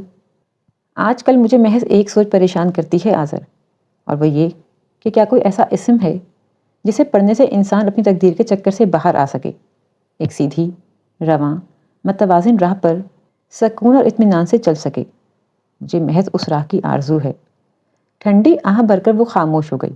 وہ اسے بے چارگی سے تکتا رہا۔ اسے یقین تھا کہ اس کی ذہنی کیفیت نارمل نہیں ہے۔ مکرم علی نے ہاتھ میں پکڑے چابیوں کے گچھے کی جانب دیکھا، پھر بستر پر دراز اپنے مالک کے سوتے ہوئے پیلے چہرے کی طرف نظر کی۔ یہ الماری کھولو مکرم علی، اور تیسری چھوٹی چابی سے اس کا سیف کھولو۔ سیف میں ایک چھوٹی دراز ہے، اس میں ایک شیشی ہے، نکال لاؤ۔ مکرم علی نے چند لمحوں میں حکم کی تعمیل کر ڈالی۔ لاؤ اسے مجھے دے دو۔ سائن؟ اس کا دل دھڑکا۔ اس میں کیا ہے سائن؟ آب حیات ہے مکرم علی۔ وہ بامشکل مسکرایا۔ اور کچھ مخصوص حالات کے لیے اسے پاس رکھنا ہمارے خاندان کی روایت ہے۔ لاؤ اسے مجھے دے دو۔ مکرم علی، ادھر بیٹھو میرے پاس۔ اس نے اشارہ کیا۔ بندہ یہ گستاخی کیسے کر سکتا ہے سائن؟ میں تم سے کہہ رہا ہوں مکرم علی، ادھر آؤ، بیٹھو میرے پاس۔ شاباش، آ جاؤ۔ وہ جھجکتا ہوا اس کے قریب مسحری کے کونے پر ٹک گیا۔ مکرم، تم میرے دوست ہو، ایسا دوست جو قسمت سے ملتا ہے۔ بندہ حکم کا غلام ہے سائن، آپ حکم کریں۔ مکرم، تم بچپن سے لے کر اب تک ہر قدم پر میرے ساتھ رہے ہو۔ مجھے یاد نہیں پڑتا تم نے کبھی میرے کسی حکم کی تعمیل کرنے میں غفلت یا کوتاہی برتی ہو۔ اس لیے مجھے یقین ہے کہ آج جو چند حکم میں تمہیں دے رہا ہوں، تم عمر بھر ان کی تعمیل کرتے رہو گے۔ آپ کہیں جا رہے ہیں سائن؟ ہاں مکرم، آج جس مقام پر میں کھڑا ہوں وہاں سے آگے محض ایک راہ جاتی ہے۔ میری مجبوری ہے کہ مجھے اسی راہ پر چلنا ہے۔ سنو مکرم علی، غور سے سن لو۔ میرے جانے کے بعد تمہاری بی بی صاحبہ کی تمہارے لیے وہی اہمیت، وہی جگہ ہوگی جو میری ہے۔ ان کا ہر حکم ماننا تمہارا فرض ہوگا۔ انہیں ہر قسم کی پریشانیوں سے محفوظ رکھنا تمہاری ذمہ داری ہے۔ سائیں، مکرم علی کی آواز لرزنے لگی۔ آپ کہاں جا رہے ہیں سائیں؟ جہاں بڑا سکون، بڑی راحتیں ہیں۔ وہ ہولے سے ہنسا۔ اور کیا خبر ہیں بھی کہ نہیں؟ نہیں سائیں نہیں۔ وہ بے یقین ہو رہا تھا۔ مکرم، اسی بات پر تو ناز ہے مجھے کہ کبھی تمہارے لبوں سے نہیں سنا، اور آج تو بالکل نہیں سنوں گا۔ یہ لو۔ اس نے ایک لفافہ اس کی جانب بڑھایا۔ یہ کچھ کاغذات ہیں، انہیں تم سنبھال کر رکھو گے مکرم۔ انہیں کب کھولنا ہے تم خود جان جاؤ گے، اور جو کچھ میں نے کہا ہے مجھے یقین ہے کہ تم نے اپنی سماعتوں کے پردے پر ہمیشہ کے لیے محفوظ کر لیا ہوگا۔ زندگی میں جو بڑے قیمتی تحفے میں نے پائے ہیں ان میں سے ایک تم ہو مکرم۔ اس نے شیشی کھولی، پاس رکھے جوس کے جگ میں انڈیلی اور مسیری کے پیچھے ڈال دی۔ مکرم علی پھٹی ہوئی آنکھوں سے سب کچھ دیکھتا رہا۔ دروازہ کھول کر وہ تھکی ہاری اندر آئی تھی۔ چند لمحے کھڑی وہ ان دونوں کو دیکھتی رہی۔ کیا بات ہے عالم؟ پھر اس نے استفسار کیا۔ کچھ نہیں جانے عالم۔ وہ مسکرایا۔ میں تمہارا ہی انتظار کر رہا تھا۔ اچھا؟ وہ مسکرائی اور اس کے پاس آ کر بیٹھ گئی۔ یہ جوس ویسے کا ویسا پڑا ہے، چوہا تک نہیں آپ نے؟ بس دل نہیں چاہ رہا تھا۔ وہ مسکرایا۔ لیکن اب چاہ رہا ہے۔ نکال کر دوں؟ پلا دو اپنے ان ہاتھوں سے جو مجھے بہت عزیز ہیں۔ اس نے محبت سے اس کا ہاتھ تھام لیا۔ سائیں، مکرم علی کے لب لرزے اور اس کا تو پورا وجود لرز رہا تھا۔ عالم شاہ نے اسے ایسی گہری سرد نگاہ سے دیکھا کہ وہ اندر تک ٹھنڈا ہو گیا۔ وہ گلاس بھرنے میں منہمک تھی۔ یہ لیں۔ کہا نا تم پلاؤ۔ اس نے بچوں کی طرح ضد کی۔ وہ مسکرا دی۔ بڑے دنوں بعد وہ آج اس طرح سے بولا تھا، لہجے میں شگفتگی لیے اور نظروں میں پیار۔ اس نے گلاس اس کے لبوں سے لگا دیا۔ مکرم علی نے کرب کی انتہائی منزل پر پہنچ کر آنکھیں سختی سے میچ لیں۔ روشنی؟ گلاس خالی کر کے وہ بڑی محبت سے بولا۔ جی کہیں؟ وہ تھوڑی کے نیچے ہاتھ جما کر اسے دیکھنے لگی۔ کچھ باتیں ہیں جو میں تم سے کرنا چاہتا ہوں لیکن ہمت نہیں پاتا، اس لیے وہ باتیں میں نے لکھ لی ہیں۔ اوہ! وہ شوخی سے مسکرائی۔ لائن دیں؟ پڑھوں تو صحیح ایسی کون سی باتیں ہیں جو آپ مجھ سے نہیں کہہ پا رہے؟ ہاں دوں گا، لیکن ایک شرط پر۔ کہیے۔ تم اس وقت تک میرے پاس بیٹھو گی جب تک میں آرام سے سو نہ جاؤں، پھر نیچے لان میں جا کر پڑھو گی کہ میں نے کیا لکھا ہے۔ ٹھیک؟ وہ زور سے ہنسی۔ لیکن اگر کچھ ایسا ویسا لکھا ہوگا تو پھر میں بات نہیں کروں گی، اس لیے سوچ سمجھ کر دیجیے گا۔ وہ اس کی آنکھوں میں دیکھتے ہوئے مسکرایا اور سائڈ میں دبا لفافہ نکال کر اسے دے دیا۔ چلیں سو جائیں آپ۔ وہ مسکرائی۔ آنکھیں بند کریں۔ اچھا ذرا رکو۔ اس نے التجا کی۔ تمہیں ٹھیک سے دیکھ تو لوں۔ نگاہوں میں بے تحاشا جذبے بھرے وہ اسے دیکھتا رہا۔ پھر آہستہ آہستہ اس کی پلکیں بوجھل ہونے لگیں اور چند لمحوں میں وہ بے خبر ہو گیا۔ اس نے لفافے کو الٹ پلٹ کر دیکھا۔ اس میں سے عالم شاہ کی مخصوص مہک آ رہی تھی۔ مسکراتے ہوئے اس نے لفافہ چاک کیا، خط نکالا اور پڑھنے لگی۔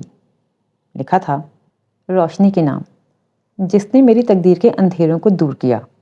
دعا ہے کہ تمہیں وہ تمام خوشیاں ملیں جو تم سے چھین لی گئیں۔ تمنا تھی کہ تمہیں اس نام سے پکاروں جس نے ہمیشہ تمہارے گرد اجالے بکھیرے اور تمہارے لبوں پر مسکراہٹیں کھلائیں۔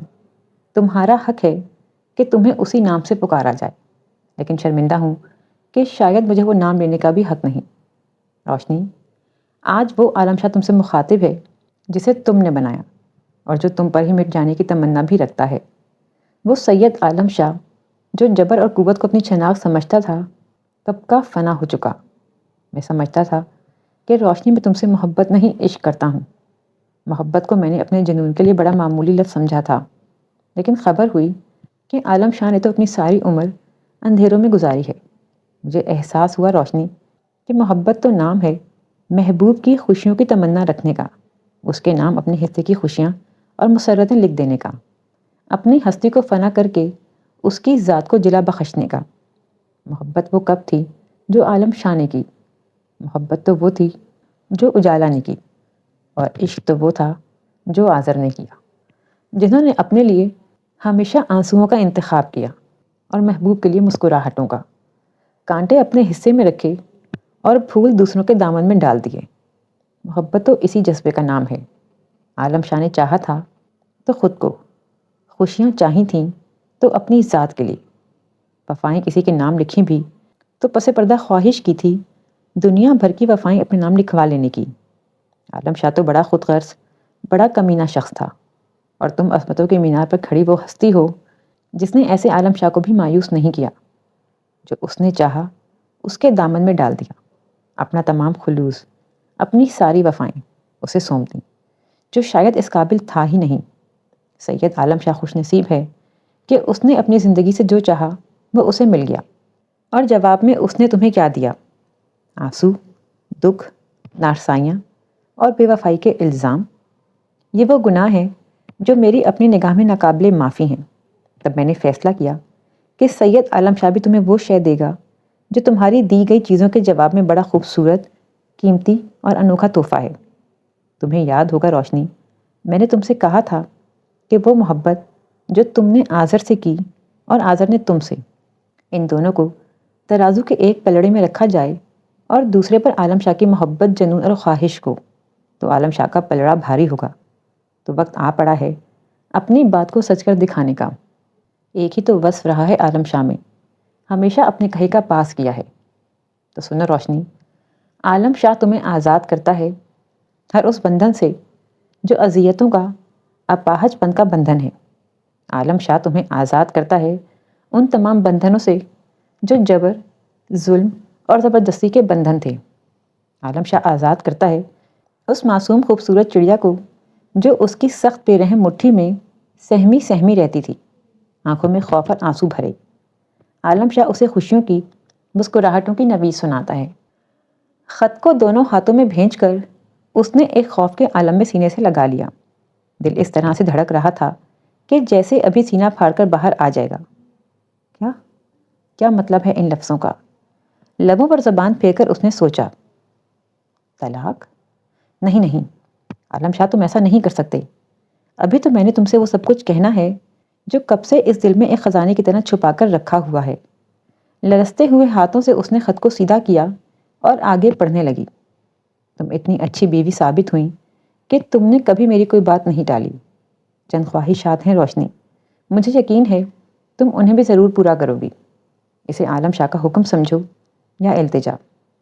پہلی خواہش یہ ہے روشنی کہ اس گھر کو کبھی مت چھوڑنا۔ یہ گھر تمہارے بنا اداس ہو جاتا ہے، اور اس کا اداس ہونا مجھے اداس کر دیتا ہے۔ یہ گھر جس کے در و بام سے تمہاری خوشبو آتی ہے بہت عزیز ہے مجھے۔ اس گھر کو مت چھوڑنا روشنی۔ ایک خواہش یہ بھی ہے کہ اس شخص کو مزید مایوس مت کرنا جو نہ جانے کب سے ہجر کے تپتے صحرا میں ننگے پاؤں تمہارے قرب کے سراب کے پیچھے دوڑتا چلا آ رہا ہے۔ وہ شخص جس کا عکس تمہارے آنسوؤں میں لرزتا ہے اور تمہاری مسکراہٹوں سے جھلکتا ہے، اسے مایوس مت کرنا۔ میں نے تم سے کہا تھا روشنی کہ تم ساتھ ہو تو عالم شاہ ہر اس سزا کو پانے کے لیے تیار ہے جو مکافات عمل کے تحت اس کے حصے میں آئے، لیکن میں غلطی پر تھا۔ میں نے سوچا ہی نہیں کہ اپنے اپنے حصے کی سزا تو ہر شخص نے اکیلے ہی پانی ہوتی ہے۔ یہ سزا تو صرف میرا مقدر ہونا چاہیے۔ تو سنو روشنی، عالم شاہ اپنی سزا خود منتخب کرتا ہے۔ جس لمحے تمہاری نظر کی خوشبو ان الفاظ پر بکھر رہی ہوگی، سید عالم شاہ اپنے انجام کو پہنچ چکا ہوگا۔ وہ انجام جو بڑا دلکش، بڑا خوش کن ہے، کہ تمہارے مرمری ہاتھوں سے آخری جام پی کر حاصل ہوا ہے، اور وہ انجام جس کے بعد سید عالم شاہ ہمیشہ کے لیے تمہیں کھونے کے خوف سے رہائی پا جائے گا۔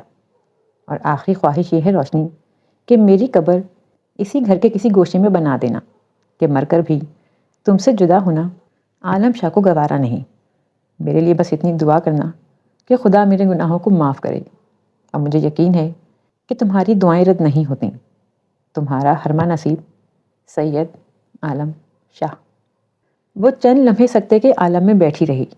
موت کے سناٹے اس کے اندر گونجنے لگے، پھر اس کے بے جان جسم کو جیسے کسی نے ایک غیر مرئی شکنجے سے آزاد کر دیا۔ عالم، عالم، زور زور سے چیختی وہ اٹھ کر اندر کی طرف بھاگی تھی۔ دیوانہ وار راستہ طے کر کے وہ اوپر پہنچی۔ اندر کمرے میں مکرم علی اس کے دونوں پاؤں تھامے سسک رہا تھا۔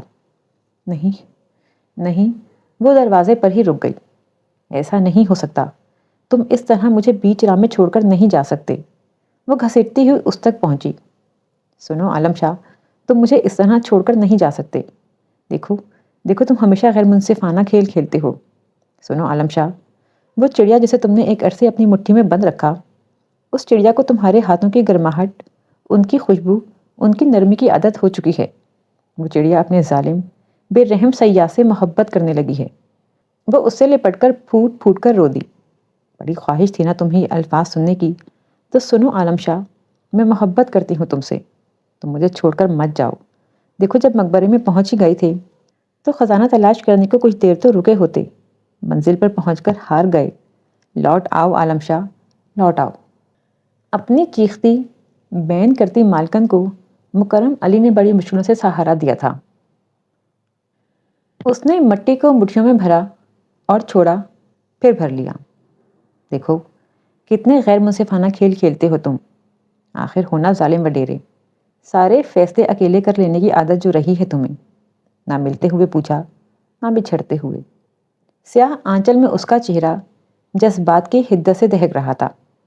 اور کیسا بدلہ چکا گئے ہو۔ آج میں شدتوں سے یہ خواہش کرتی ہوں کہ تم ایک بار کہیں سے مجھے مل جاؤ اور میں تم سے کہوں، سنو عالم شاہ، میں محبت کرتی ہوں تم سے۔ اجالا، آذر نے جھک کر اسے سہارا دے کر اٹھایا۔ چلو اب بس کرو، اندر چلتے ہیں۔ وہ اٹھی، اس کی گود سے سحر کو لیا، چوما اور اس کے ساتھ اندر چل پڑی۔ آذر جانتا تھا اندر جا کر بھی وہ پردے ہٹائے گی اور شیشے کی دیوار کے پار نظر آتی عالم شاہ کی قبر کو تادیر دیکھتی رہے گی۔ مجھے لگتا ہے آذر مرد محض دعویٰ کرتا ہے۔ اس نے کبھی کہا تھا، بے پناہ محبت کا، عشق کا، جنون کا، اور قتل ہوتا ہے عورت کی خوشیوں کا۔ جاگتے میں روتی ہے تو عورت، اور سوتے میں ہنستی ہے تو عورت۔ اور وہ اسے نہ جانے کب سے جاگتے میں روتا اور سوتے میں مسکراتے ہوئے دیکھتا تھا، لیکن اسے یہ بھی یاد تھا کہ اس نے کہا تھا، کیا کوئی ایسا اسم ہے جسے پڑھنے سے انسان اپنی تقدیر کے چکر سے باہر آ سکے، ایک سیدھی، رواں، متوازن راہ پر سکون اور اطمینان سے چل سکے؟ مجھے محض اس راہ کی آرزو ہے۔ اور آذر کو یقین تھا وہ راہ سید عالم شاہ نے توفتاً ان دونوں کو دے دی تھی، اور اسے یہ بھی یقین تھا کہ محبتیں ہر زہر کا تریاق ہوتی ہیں۔ وہ اپنی اجالا کی راہ میں دوبارہ سے اجالے بکھیر دینے کا ہنر جانتا تھا، اور اسے اپنے ہنر پر پورا بھروسہ تھا۔ مکرم علی نے دونوں کے لیے دروازہ وا کیا اور ان کے پیچھے دروازہ بند ہو گیا۔ باہر لان کے ایک گوشے میں بنی قبر پر لیمپ روشن تھا، اور اس کی روشنی میں اس قبر کے کتبے پر لکھی تحریر صاف پڑھی جا سکتی تھی۔ لکھا تھا، سید عالم شاہ، وہ عمر جس کی ماروی کو اس سے محبت ہو گئی تھی۔